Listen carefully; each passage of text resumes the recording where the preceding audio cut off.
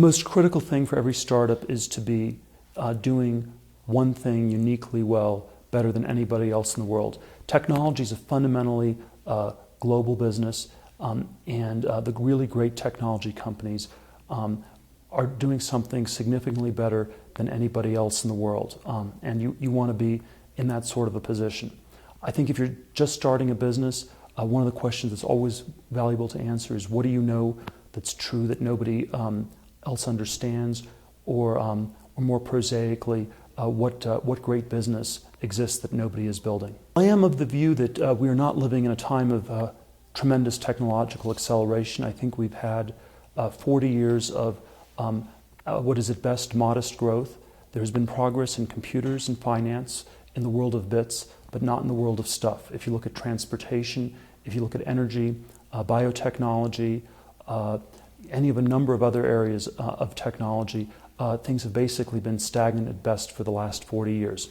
This is reflected in the way in which wages have not really gone up in the US or the rest of the developed world since the early 1970s. And I think we need to think really hard why technological progress has been as badly stalled as it has. I'm not fatalistic about this. I think that we could be doing a lot better. I think that sort of an optimistic complacency is the thing that we must constantly resist, and we must sort of have a slightly pessimistic but very non-complacent attitude, not defeatist, but just a view that we could be doing so much better. I think technological innovation involves maybe three separate things. There's sort of a brilliant breakthrough idea, there's incremental improvement, and there's complex coordination. We're pretty good at the incremental improvement part. We're pretty bad on the other two, and we probably need to think really hard about the other two. We probably need brilliant breakthroughs in areas like biotechnology to really take it to the next level, and we probably have an academic and university system which rewards incremental research and doesn't reward the brilliant scientist who's working for 10 years on a single great project. Such a person would never get tenure or even a PhD.